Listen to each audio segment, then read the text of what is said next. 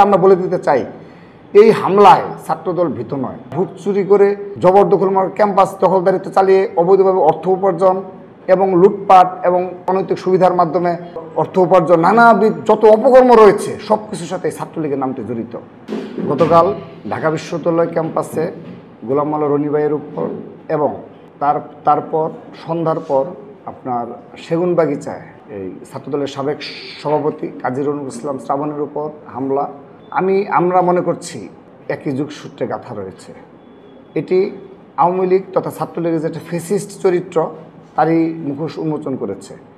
তো এই হামলা তো নতুন কিছু নয়, তারা বিগত 15 বছর যাবতই আমাদের উপর এরকম বারবার নৃশংস হামলা চালিয়ে যাচ্ছে ছাত্রলীগের সন্ত্রাসীরা এবং ছাত্রলীগের Jamuna air conditioner simplify cooling এর নেতৃত্বে যারা থাকে তারাই এই ধরনের হিংস্র দানবীয় রূপ ধারণ করে। তো এইগুলোর সাথে আমরা অভ্যস্ত রয়েছি। কিন্তু আজকের এই আধুনিক বিশ্বের এই আধুনিক শিক্ষা ব্যবস্থায় এই বিশ্ববিদ্যালয়গুলোতে যেখানে আপনি লক্ষ্য করে দেখেন যুক্তরাষ্ট্রসহ ইউরোপের প্রতিটা রাষ্ট্রে এই ফিলিস্তিনে যে ইসরায়েলি নৃশংসতা চলছে তার বিরুদ্ধে বিশ্ববিদ্যালয়ের প্রতিবাদ হচ্ছে এবং গণতন্ত্র যখন হত্যা হয় তখন সেই সকল বিশ্ববিদ্যালয়ে শিক্ষার্থীরা সে সকল প্রতিবাদ করে। তো আজকে বাংলাদেশের গণতন্ত্র হত্যার যে দল করেছে আওয়ামী লীগ, তাদের সরাসরি একজন দূষর হিসাবে একটি ছাত্র সংগঠন কাজ করে যাচ্ছে, অর্থাৎ ভোটচোরদের অন্যতম প্রধান সহযোগী হিসেবে একটা ছাত্র সংগঠন কাজ করে যাচ্ছে। এখন তারা এগুলো করেই ক্ষান্ত নয়, তারা ভোট চুরি করে জবরদখলমূলক ক্যাম্পাস দখলদারিত্ব চালিয়ে অবৈধভাবে অর্থ উপার্জন এবং লুটপাট এবং অনৈতিক এবং আপনি চাকরিতে অনৈতিক সুবিধার মাধ্যমে অর্থ উপার্জন নানাবিধ যত অপকর্ম রয়েছে সব কিছুর সাথে ছাত্রলীগের নামটি জড়িত। সর্বশেষ সংযোজন হলো যারা গণতন্ত্র পুনরুদ্ধারে লড়াই সংগ্রাম করে যাচ্ছে, এই দেশের সাধারণ শিক্ষার্থীদের অধিকার বাস্তবায়নে সাধারণ জনগণের জন্য লড়াই করে যাচ্ছে, সেই গোলাম মাওলা রনি এবং ছাত্রদলের সাবেক সভাপতি কাজী রুনুল শ্রাবণের উপর হামলা এবং নৃশংস হামলা। আপনি লক্ষ্য করে রাখবেন শ্রাবণ ভাইয়ের উপর যে হামলাটা হলো সেখানে চাপাতি ব্যবহার করা হয়েছে এবং তিনি তার পেছনে যে আঘাতটা লেগেছে তার একটুর জন্য তার মৃত্যু ঝুঁকি ছিল। তার যদি এই আঘাতটার গভীরে প্রবেশ করতো হয়তোবা তিনি বেঁচে থাকতেন কিনা সন্দেহ।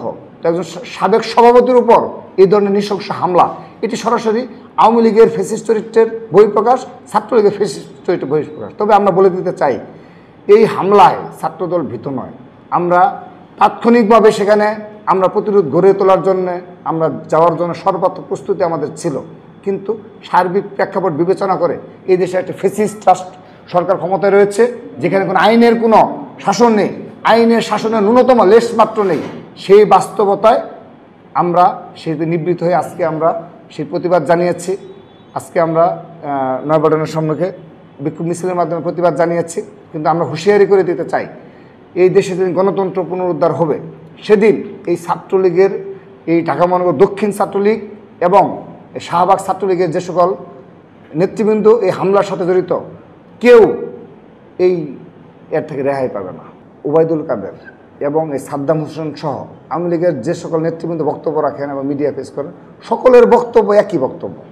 তারা মানে তাদের বক্তব্যের 80% মিথ্যাচার করে এবং এই সব মিথ্যাচারের জবাব সাধারণ জনগণ, সাধারণ শিক্ষার্থীরা সবসময় তারা সেগুলো সোশ্যাল মিডিয়াতেই তারা প্রতিক্রিয়া জানায়। সাধারণ শিক্ষার্থীরা এবং সাধারণ সচেতন নাগরিক যারা রয়েছে তারা সোশ্যাল মিডিয়াতেই তাদের প্রতিক্রিয়াতে বুঝিয়ে দেয় যে তারা কতটা মিথ্যাচারে লিপ্ত রয়েছে। তো এগুলো হাস্যকর কথাবার্তা।